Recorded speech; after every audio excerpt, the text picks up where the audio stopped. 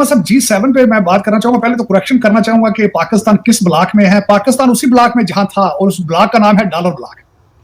जहां से पैसे मिल जाए हम उस ब्लॉक में होते हैं। इसमें हमारा चाइना के साथ कोई रिश्तेदारी नहीं। नरेंद्र मोदी को देखिए, उसने साथ खड़ा किया हुआ था G7 के, जहां पे कनाडा मेन पार्टनर है, ब्रिटानिया मेन पार्टनर है, जापान के ऊपर मेन पार्टनर है, वो पिछली लाइन पे खड़े हुए हैं।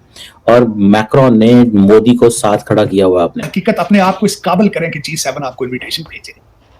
You are not there, you don't want to be there. आप डॉलर ब्लॉक में थे, डॉलर ब्लॉक में रहेंगे, आपका कोई मुस्तकबिल मौजूद नहीं, कोई मौजूद। Now, according to the United Nations, the largest country on earth. दूसरा, अमेरिका कभी भी भारत को उस लेवल तक नहीं ले जाना चाहता, क्योंकि इनके पास भारत के अलावा ताइवान और चाइना का हाल ही कोई मौजूद नहीं।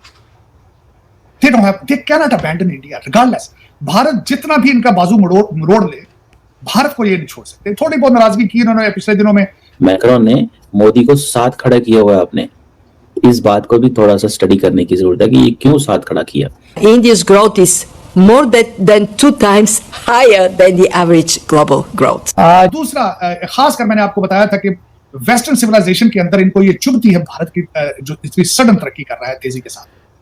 यहाँ पे ग्रुप ऐसे मौजूद हैं कंट्रीज के अंदर जिनको ये, और यहाँ पे खुद अमेरिका के अंदर भी होपलेस फील कर रहे हैं ऑलरेडी। इस वक्त 50 से ज्यादा बड़ी कॉर्पोरेशंस के सीईओ जो हमारे, भारत फास्टेस्ट ग्रोइंग इकोनॉमी, क्या पाकिस्तान को भी इनवाइट किया जा सकता था इसमें? दुनिया के, मैं हैरान हूं अभी तक आप दुनिया के नक्शे पर कायम किस तरह है। आप पूरी कोशिश कर रहे हैं 76 साल से कि किसी तरीके से खत्म हो जाए सारा कुछ। 76 साल से कोशिश कर रहे हैं, लेकिन ये हो नहीं रहा है। पता नहीं क्यों नहीं हो रहा है। हमारी पहचान है गदागरी, बेकारी, कशकोल। आप देखिए तो सही, वहां के जो 5 स्टार होटल्स है ना, ताज और सारे, आपके यहाँ तो एक भी वैसा होटल नहीं है। ये मैं इसलिए कह रही हूँ कि जितनी ज्यादा तरक्की होती है ना किसी कंट्री में, जितना ज्यादा टूरिज्म बाहर से आता है, जैसे कि भारत में आपको पता है टूरिज्म कितना आता है। सऊदी अरब ने हज और उम्रे के वीजे पर आने वाले पाकिस्तानी भिखारियों की बढ़ती हुई तादाद पर शदीद तशवीश का इजहार किया है। यानी कि बरतानवी वजीर आजम पीछे खड़ा है। देखें आप इसको, बरतानवी वजीर आजम पीछे खड़ा है, जापानीज पीछे खड़े हैं। अब मुसीबत ये है, अब कौन किसको किस तरह रोके। इंडिया और फ्रांस के बहुत अच्छे ताल्लुकात हैं। One must not forget this. तार साहब, इस वक्त दुनिया का जो सबसे बड़ा इवेंट है वो G7, और ये तार साहब जरा इस पे कमेंट करें कि G7 ने हर मुल्क को ग्लोबल साउथ से बुलाया है। एक तो उन्होंने पाकिस्तान को तो मुंह ही नहीं ना लगाया, उन्होंने कीनिया को भी बुलाया। शायद हम उन मुल्कों को कुछ समझते ना हो तार साहब, उन्होंने उनको भी बुला लिया एज ए ऑब्जर्वर। शायद हम चाइना ब्लॉक में चले गए हैं इस वजह से तार साहब। और दूसरा बताएं कि नरेंद्र मोदी को बताया ये जा रहा है, कहा ये जा रहा है कि ग्लोबल साउथ के लीडर के तौर पे वो इनवाइट कर रहे हैं, क्योंकि उनको पता है कि ये यूरोपियंस एंड अमेरिकन अब अफ्रीका में उस तरह इन्वेस्टमेंट नहीं कर रहे, तो इंडिया का जो डिप्लोमेटिक एंड पॉलिटिकल कैपिटल है उससे फायदा उठाया जाए। चीमा साहब, G7 पे मैं बात करना चाहूंगा। पहले तो करेक्शन करना चाहूंगा कि पाकिस्तान किस ब्लॉक में है। पाकिस्तान उसी ब्लॉक में जहां था, और उस ब्लॉक का नाम है डॉलर ब्लॉक। जहां से पैसे मिल जाए हम उस ब्लॉक में होते हैं। इसमें हमारा चाइना के साथ कोई रिश्तेदारी नहीं। आपको पता होना चाहिए कि हमारे मुर्शिद पाक ने बिल्कुल सील कर दिया था, सीपैक बंद कर दिया था, प्लेट में रख के हर चीज अमेरिका को दी थी। तो हमारा ब्लॉक डॉलर ब्लॉक है, हमारा कोई ब्लॉक दूसरा नहीं है। एक तो ये तस्वीर है, और बाकी ये बात ठीक है। इस वक्त हम दोनों साइडों पे जा रहे हैं। चाइना गए हैं प्राइम मिनिस्टर साहब कि शायद वहां से कोई अच्छी बिड आ जाए। अब बिडिंग हो रही है आजकल, क्योंकि जब से भारत के अमेरिका के साथ रिलेशनशिप थोड़े खराब हुए हैं, हम बिडिंग करा रहे हैं। चाइना अच्छे पैसे दे देगा तो वहां चले जाएंगे, IMF अच्छे पैसे दे देगा तो उनके साथ चले जाएंगे, हमें क्या फर्क पड़ता है। तो इस वजह से उन्होंने दर हकीकत डॉलर ब्लॉक के लोगों को शायद फासले पर रखा। यही शायद वजह है कि G7 ने हमें नहीं बुलाया। अब इसमें इस दफा कई चीजें मुतराजा हो रही हैं यूरोप के हवाले से। जॉर्जियो मेलानी एक हीरो बन के सामने राइज कर रही हैं वो। हालांकि वो खुद फार राइट, अपनी एक छोटी सी पार्टी है इटली की, फार राइट वहां से आई है। लेकिन अमेजिंग चीज मैं यहाँ जो देखने में मिल रही है, मैं अभी तफसील में इसमें आता हूँ कि इस वक्त G7 क्या कर रहा है, वहां पे किन चीजों पर बात हो रही है। आपको फिर G7 क्यों बुलाया? Do you deserve to come to G7 in circumstances में? और वो आपका जो फेडरल मिनिस्टर आपने बाहर से वो फाइनेंस मिनिस्टर इंपोर्ट किया है, अल्टीमेटली वो तो कैरी ऑन बैग के साथ आया है। उसके पास कहां से जवाब आए? उसके पास कोई जवाब नहीं। आफरीन है उस दान की जर्नलिस्ट की, जिसने कल पूरे कौम को सारी दुनिया के सामने कपड़े उठा के उतार के उसने साइड में कर। इन सर्कमस्टांसेस की वजह से चीमा साहब आप G7 में नहीं है आज। इस सर्कमस्टांसेस और चट्ठों की वजह से नहीं है। चट्ठे तो पहला जो चट्ठा था उसके भी ताने बाने मुंह सलाई से मिलते थे। आज भी फासद चट्ठा है जो आपका दोबारा वादा माफ हुआ। तो ये इसका जवाब है। और मुझे पता है जो हमारे ये आज नई चीज है। 76 साल से ये चट्टस्तान आपने बना दिया है। आज मुर्शद पाक ने बयान दिया है, एक तो अपने बयान से वो मुकर गए, उन्होंने कहा हमने तो, चीमा साहब उन्होंने स्टेटमेंट दी है खान साहब ने, उन्होंने कहा हमने तो करनी नहीं थी किसी से बातचीत। उन्होंने कहा और दूसरा पठान बाबा साडा है वो अपनी मर्जी कर ले जितना गल करनी। आज जो उन्होंने खासकर बात की है, जो चीमा साहब, एक दूसरा तमाचा है आपकी जुडिशरी के मुंह पर। उन्होंने कहा पीटीआई के जजों को कहते हैं एक निशाना बनाया जाए। पीटीआई के जज अलग है, नून लीग के अलग है, पीपल्स पार्टी के जज अलग है। ये जुडिशरी के हालात। उन्होंने कहा मैं सलाम पेश करता हूं पीटीआई के जजों। वाह वाह, ये एक्सप्रेस की न्यूज है आज। उनका पीटीआई के जजों को सलाम, उन्होंने कहा 6 जज उनको सलाम और सरगोदे वाला जज जो है अब्बास उसको सलाम, बाकी सब उन्होंने सब लड़े दमाल। ये आपकी पोजीशन है चीमा साहब। दर हकीकत अपने आप को इस काबिल करें कि G7 आपको इनविटेशन भेजे। You are not there, you don't want to be there. आप डॉलर ब्लॉक में थे, डॉलर ब्लॉक में रहेंगे, आपका कोई मुस्तकबिल मौजूद नहीं, कोई मौजूद नहीं। आप दुनिया के, मैं हैरान हूं अभी तक आप दुनिया के नक्शे पर कायम किस तरह है। मैं आप पूरी कोशिश कर रहे हैं 76 साल से कि किसी तरीके से खत्म हो जाए सारा कुछ। 76 साल से कोशिश कर रहे हैं, लेकिन ये हो नहीं रहा है, पता नहीं क्यों नहीं हो रहा है। दर हकीकत मेरी नजर में तो, मैं हैसियत स्टूडेंट ऑफ पॉलिटिकल साइंस, मैं तो बिल्कुल आपसे नहीं एग्री, किसी से एग्री करता कि you are a state, you are a country. मेरे ख्याल में ना बॉर्डर है, ना करेंसी है, ना फेडरेशन है। According to the political science definition you are not state anymore. लेकिन आप अभी तक नक्शे पे मौजूद हैं। नक्शे पे सोमालिया भी है, अफगानिस्तान भी है, जिबूती भी है, और भी है सारा कुछ। कीनिया भी चला गया G7 में। तो फिर आपको मैंने जवाब देना था ये चीमा साहब कि आप why you are not at G7, and I think I have successfully represented my case. Modi sahab तो रशिया से अच्छे ताल्लुकात हैं ना, हमारे अमेरिका से ताल्लुकात अच्छे हैं ना, रशिया से अच्छे हैं। हमारे हम किस चीज के न्यूट्रल हैं साहब? हम तो फिर प्रो चाइना हो गए ना, चाइना ब्लॉक में चले गए। नहीं चीमा साहब, नहीं, आपने असला दिया यूक्रेन को, गोले भेजे, पैसे दे दिए, अमेरिका ने आपको पैसे दिए तो आपने असला भेजा, आप न्यूट्रल तो नहीं है। हाँ, कोई पैसों वाली बात हो तो शायद हम चले जाए, वो वहां पे स्विट्जरलैंड को घड़ियां शड़ियां चॉकलेट का कोई लालच दें तो हम शायद चले जाए। हम वहां ऐसी जगह नहीं जाते जहां से पैसे या चीजें ना मिले। ये सिर्फ बात है, मैं पहले भी आपको कहा था, हम डॉलर बेस इकोनॉमी है ना, डॉलर बेस। हम तो डॉलर दिखाएं, आप हमें अभी कोई स्विट्जरलैंड से कुछ चीज दिखाएं तो आप हम बगैर बुलाए चले जाएंगे क्या? आप बुलाने की तो जरूरत ही नहीं है हमें। हाँ, लेकिन आपने यूक्रेन के अंदर अपना हिस्सा बहुत डाला है, आपने वहां गोले दिए उनको, क्योंकि उनका सिस्टम रशियन थी चीजें उनके पास, और आपके पास रशियन पुराने गोले पड़े हुए थे। आपने अमेरिका के कहने पे पैसे दिए, IMF के कहने। आप किस तरह न्यूट्रल है? हाँ, अगर कोई वहां से कुछ पैसे मिलते हो तो हम बगैर बुलाए भी आने के लिए तैयार है, ऐसी तो कोई बात नहीं है। लेकिन Cheema sahab, you have become irrelevant, you have become a liability to the world, you have become liability. आपके प्राइम मिनिस्टर साहब खुद कह चुके हैं कि दुनिया के जो लीडर हैं मेरा फोन नहीं उठाते। क्यों उठाएंगे फोन आप? Because you are liability. अब जब भी कहते हो ना, आपका स्लोगन क्या है? आपका स्लोगन ये है कि आप हमारे घर आओगे तो क्या लेकर आओगे, हम तुम्हारे घर जाएंगे तो क्या दोगे। तो फिर आपको कौन बुलाएगा भाई? कौन बुलाएगा? अफसोस के साथ है ये, आपको तो मेरे ख्याल बुलाना भी नहीं चाहिए किसी को। ये ज्यादती करने वाली बात है, क्योंकि आप कपड़े उतार के ले आएंगे जहां भी जाएंगे, आप किसी के तो फायदा नहीं। लेकिन चीमा साहब देखें, जिस बंदे के बारे में शवाहिद मौजूद हो कि 1 अरब रुपया किसी ने दिया है, सुना है वो तो जहाज भर के गए थे। मोहम्मद सलाही साहब के बारे में मुझे कंफर्म तो नहीं है, एलिगेशंस हैं उनके ऊपर कि वो जहाजों के जहाज भर के यहां से गए थे। लेकिन एक बंदे का 1 अरब रुपए की करप्शन की बात हो और उसका कुछ भी ना हो, कौम की सेहत पैसा ही कोई ना हो, वो जाने का उसको जाना चाहिए कहीं। अदालतें आपकी हर पार्टी की अपने अपने जज हो, हर पार्टी के अपने अपने जज हो, सूबे एक दूसरे के खिलाफ बगावत का ऐलान कर चुके हो, पड़ोसी किसी के साथ रिलेशनशिप ठीक ना हो, लुट मार हो, जो चलाने वाले हो वो सारे कैरी ऑन बैग के साथ अब तैयार होकर बैठे हो रिटर्न टिकटें लेकर। वहां किसी को बुलाना चाहिए। Why should they? Narendra Modi साहब की डोनाल्ड ट्रंप साहब के साथ G7 में मुलाकात हुई है, क्या पाकिस्तान को भी इनवाइट किया जा सकता था इसमें? मेरा ख्याल है इसमें जो होस्ट होता है वो मैटर करता है। अगर फॉर एग्जांपल होस्ट चाहता तो वो बुला सकता था, ये कोई बड़ी बात नहीं है। लेकिन बड़ी इंटरेस्टिंग हाल हवाल है इस मुलाकात का भी, इस सिचुएशन का भी, कि जहाँ पे आपको देखिए इंडिया और फ्रांस के बहुत अच्छे ताल्लुकात हैं, one must not forget this. अब सिचुएशन आ गई है, देखिए मैं देखता हूँ छोटा सा मुल्क है Qatar, UAE, why were they on the table? वो टेबल पे क्यों बैठे हुए थे? वो टेबल पे बैठे हुए थे पैसों की वजह से, कि उनके पास अच्छे रिसोर्सेज है, इंडिया बड़ी मार्केट है। इजिप्ट क्यों बैठा हुआ था? सवाल पैदा होता है ना, इजिप्ट को की लीडरशिप क्यों गई हुई थी? क्या रेफरेंस बनता है इजिप्ट की लीडरशिप का वहां पे? कोई खास रेफरेंस नहीं है, सिर्फ और सिर्फ आपकी पॉलिटिकल रेलेवेंस।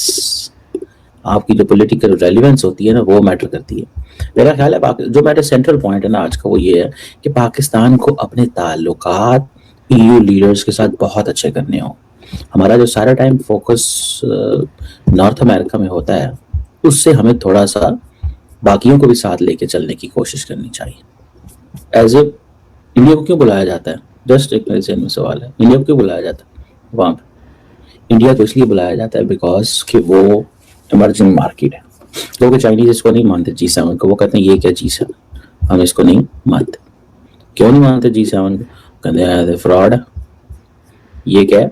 फ्रॉड, सारा ड्रामेबाजी, 2 नंबर का काम है ये सारे का सारा। हम तो सबसे बड़े हैं, लेकिन ये वेस्ट का ब्लॉक है जो वेस्टर्न एलाइज मुल्क हैं। अब देखें कीनिया की लीडरशिप को बुलाया हुआ है, इजिप्ट की लीडरशिप साथ खड़ी हुई है ट्रम्प के। भाई किस चक्कर में इजिप्ट साथ खड़ा हुआ है? इजिप्ट की रेलिवेंस है मिडल ईस्ट में, इस वजह से बुलाया हुआ है।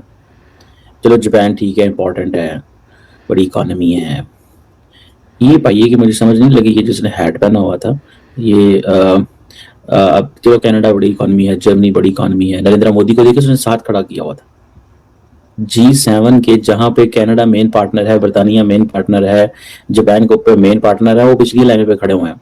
और मैक्रोन ने मोदी को साथ खड़ा किया हुआ आपने, मैक्रोन ने मोदी को साथ खड़ा किया हुआ है आपने।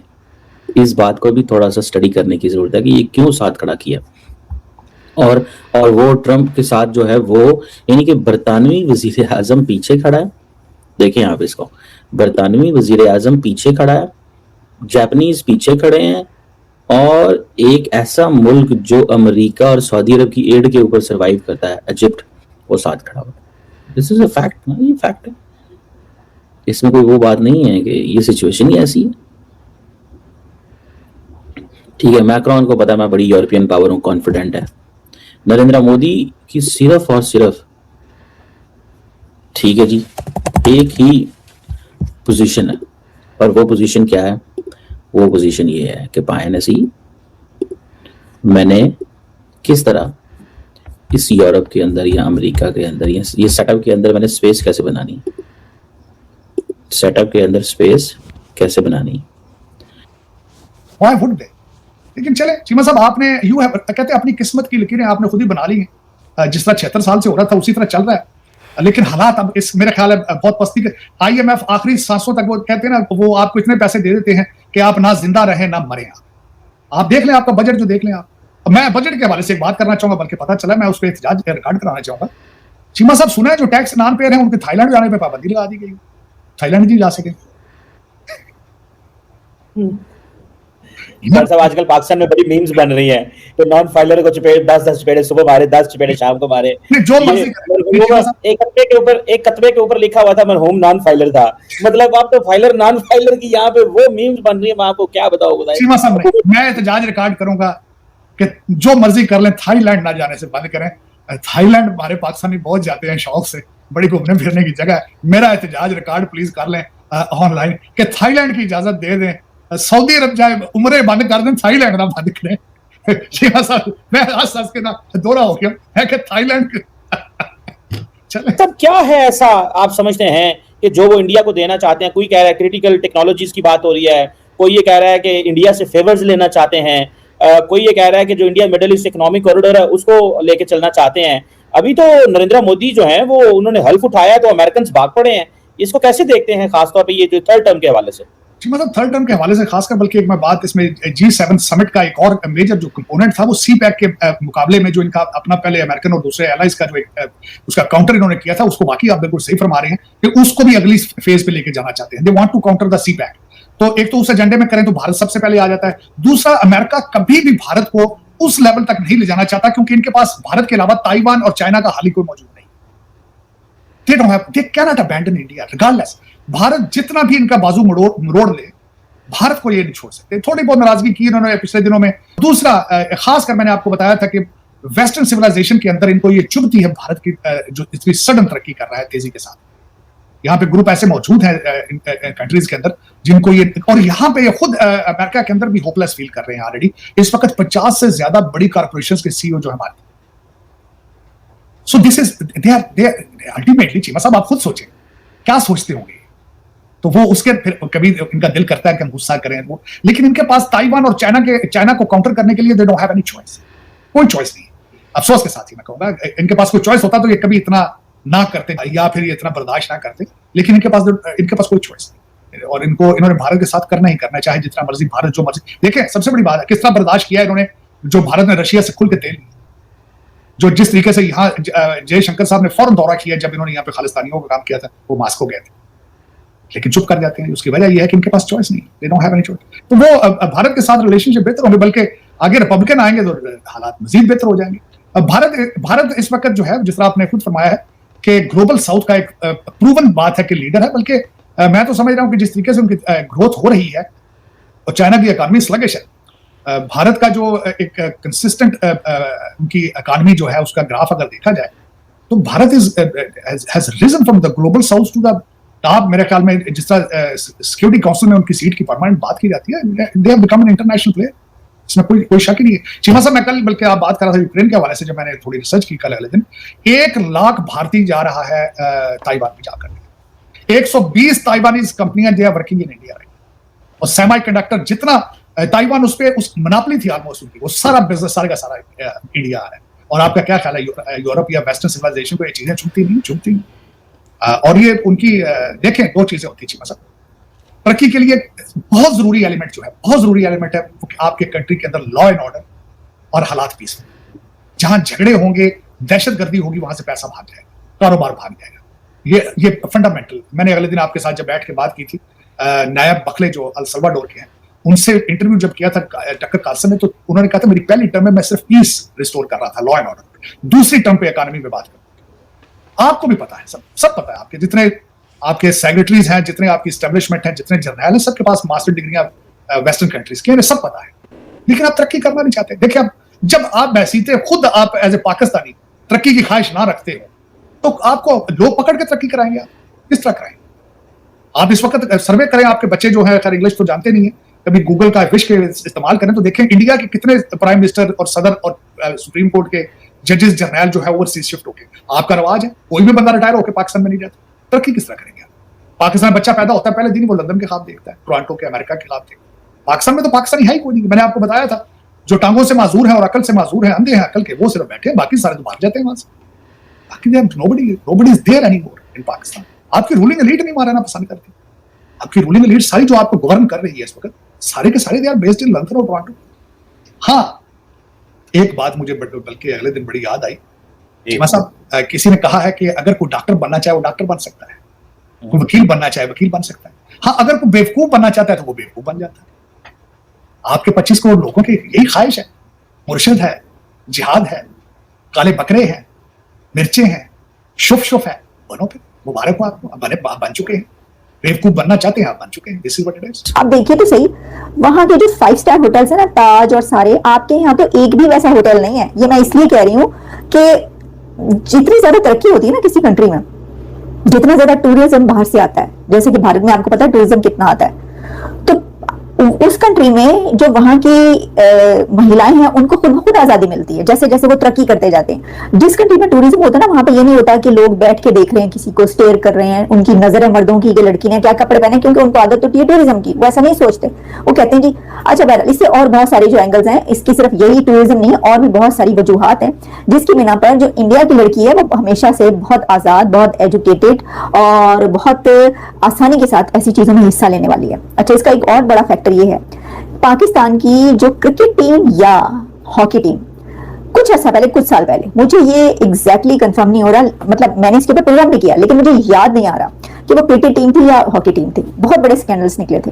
कि जी जो लड़कियां होती हैं उनको जो अफसरान हैं वो कहते हैं कि हमारे साथ बैठो, चाय पियो, खाना खाओ, जो भी वो कहते हैं। तो जो लड़कियां वो उनको कहने पर वो कर देती हैं, उनको वो आगे भेज देते हैं। परफॉर्मेंस देखी नहीं जाती कोई, और जो दूसरी लड़कियां इनकार कर देती हैं उनके साथ जो बड़ा बुरा होता है। ऐसी कोई लड़की थी जिसने कोई इनकार किया था, उसने बोला पोल खोल दिया था और वो चीजें बाहर निकाल दी थी। अब वो हॉकी टीम थी या क्रिकेट टीम, ये कुछ साल पहले की बात है, काफी इसका बड़ा चर्चा रहा था, हर खबरों में, अखबारों में, पाकिस्तानी मीडिया पे बड़े प्रोग्राम्स हुए थे इसके ऊपर, ये हुआ है। तो जहां पर ये हालात हो कि आप उनके जो है ना उनको ब्लैकमेल करें, आपको इमोशनल तौर पर, अच्छा इसमें ना इसको कभी देखा ही नहीं गया, कभी इसके ऊपर नजर ही नहीं डाली जाती। हालांकि अब तो अगर आप देखें पंजाब में मरीम नवाज यानी कि एक खातूनी वजीर। दोस्तों, जैसे कि आपने क्लिप में देखा कि G7 समिट, जो कि भाई अब ये पीएम मोदी को दूसरी बार इनवाइट किया गया है भाई साहब। मतलब कि अभी इटली में हुई थी, अभी हाल ही में हुई थी, मतलब कि हाल ही में नहीं, अभी 2 साल हो गए कम से कम। मतलब कि इटली में हुई थी जब जॉर्जिया मेलोनी ने जो इटली की क्या बोलते हैं पीएम है, उन्होंने इनवाइट किया था पीएम मोदी को, और उस वक्त पे ग्लोबल साउथ से बहुत ज़्यादा मतलब कि भाई देशों को बुलाया गया था, ठीक है, और भारत को भी बुलाया गया था, और भारत का ज़बरदस्त स्वागत हुआ था, और तब भी भारत को भाई फ्रंट रो में रखा गया था फ़ोटोशूट में। इस बार भी जो फ़ोटोशूट हुआ है ना G7 में भाई, वहाँ पे मैक्रोन के साथ में पीएम मोदी भाई साहब खड़े हुए हैं। ये कितनी बड़ी बात है भारत के लिए भाई। भारतीय हमें गर्व करना चाहिए भाई, हम भारतवासी हैं, हम इंडियंस को भाई साहब गर्व करना चाहिए कि भाई पीएम मोदी भाई साहब सामने मतलब कि फ्रंट रो में है, और भाई साहब साथ में मैक्रोन खड़े हुए हैं, और भाई साहब मतलब कि भाई जो बड़े बड़े देश हैं वो पीछे हैं, पीछे खड़े कर पीएम मोदी को आगे कर रखा। और वैसे भी भाई साहब वो दिन दूर नहीं कि भाई साहब भारत भी G7 में शामिल होगा। अभी G7 में अमेरिका क्या बोलते हैं, जर्मनी, फ्रांस और यूके, इटली वगैरह हैं, और ठीक है भाई साहब, लेकिन भाई अब वो दिन दूर नहीं है कि भाई भारत भी जल्द से जल्द मतलब कि इस समिट में भाई साहब अपनी दावेदारी पेश करेगा। क्योंकि भाई भारत सबसे पहले तो भाई साहब भारत को पता है क्या काम करना है। भारत को काम करना है कि भाई भारत को नेशनल क्या बोलते हैं यूएन की सिक्योरिटी काउंसिल में ना, यूएनएससी में मतलब कि परमानेंट सीट चाहिए, हमें स्थायी सीट चाहिए भाई साहब, ठीक है भाई साहब। भाई परमानेंट सीट बहुत ज़रूरी है भाई साहब भारत के लिए, भाई साहब बहुत ज़्यादा ज़रूरी सीट है भाई साहब, ठीक है भाई साहब, हमें परमानेंट सीट चाहिए तो चाहिए भाई साहब, ठीक है भाई साहब।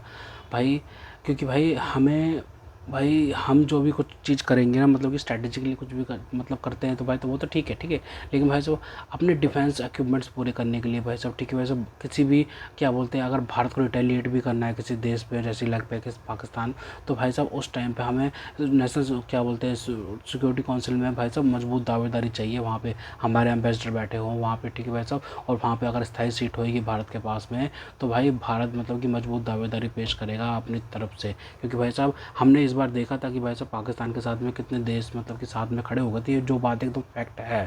देखो भाई साहब जो रिटेलिएट करता है जो देश मतलब कि भाई साहब पाकिस्तान कैसे अटैक करता है, वो तो अपने मतलब कि एसेट्स इस्तेमाल करता है ना वो, ठीक है भाई साहब, वो भाई साहब और आतंकवादी हमला हो जाता है भारत के ऊपर तो भाई उन्होंने तो अटैक कर दिया, भारत रिटेलिएट करेगा, भारत तो कैसे रिटेलिएट करेगा, भारत ने कोई आतंकी पाल रखे नहीं पाल रखे ना, भारत को भाई साहब सीधे सामने जाके ही अटैक करना पड़ेगा, भारत को वहाँ पे रिटेलिएट करना पड़ेगा। और भाई साहब वो उस चीज़ से लगता है कि मतलब कि जो बाहर आर्मी उतारता है भाई साहब अपनी फील्ड में, तो भाई साहब दूसरे देशों को लगता है कि भाई भारत मतलब कि अपना एक रेशन दिखा रहा है, ये एकदम फैक्ट बात है। और भाई इसी वजह से पाकिस्तान के साथ में बड़े बड़े देश साथ आ गए थे, लेकिन भाई भारत फिर भी मजबूत पोजीशन में था।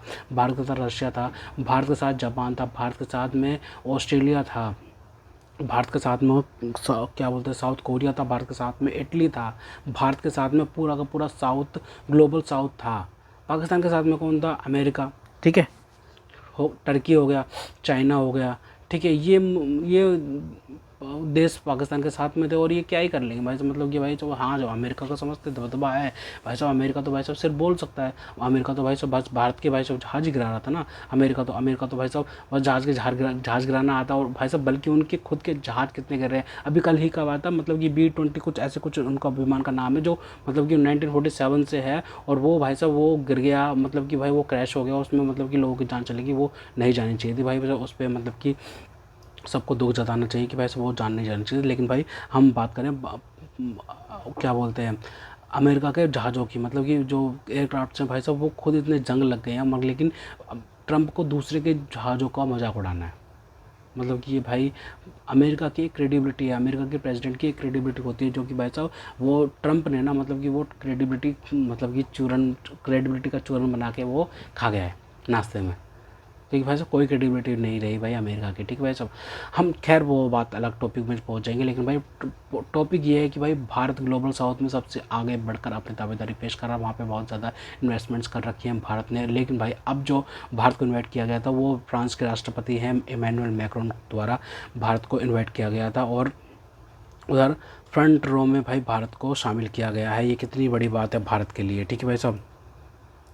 तो भाई भारत को फ्रंट रो में दिखाया गया, और भाई भारत में मतलब कि भाई साहब क्या बोलते हैं भारत को ना किसी की परवाह नहीं है भाई, साफ बात है, भारत को सिर्फ और सिर्फ भारतवासियों की परवाह है, और ये होनी भी चाहिए, ठीक है भाई साहब। भारत न्यूट्रल है, ये एकदम अच्छी बात है, बिल्कुल अच्छी बात है भाई, ठीक है ना।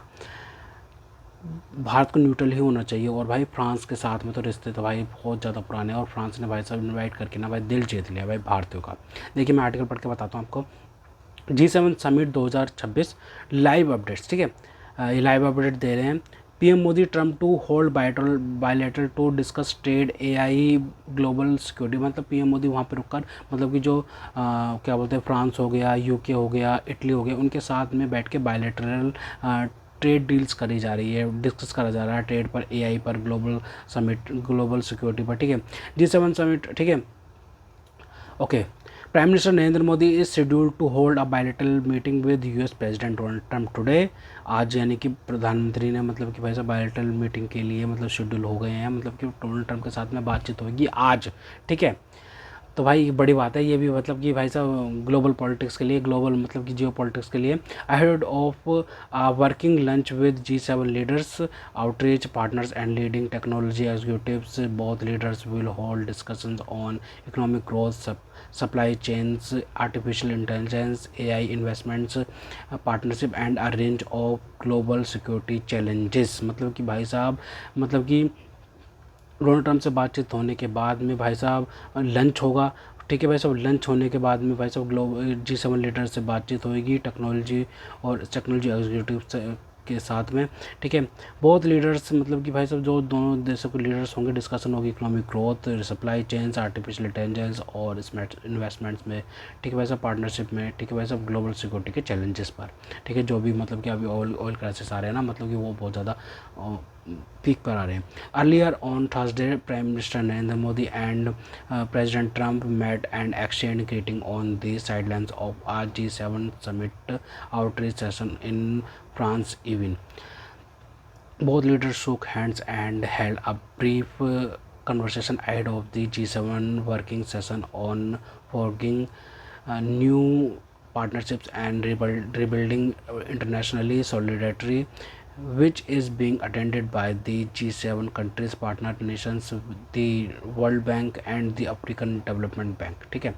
India has been invited as a partner country to 52nd G7 summit being held from June 15 to 17, and the summit Prime Minister Narendra Modi will be engaging with world leaders on issue of importance to India as well as to the global south. This will be India's 13th participation at the G7 summit and Prime Minister Narendra Modi's 7th consecutive participation at this summit। मतलब कि भाई साहब भारत के प्रधानमंत्री नरेंद्र मोदी का ये 7वीं बार है कि भाई साहब प्राइम मिनिस्टर नरेंद्र मोदी का मतलब 7वीं बार लगातार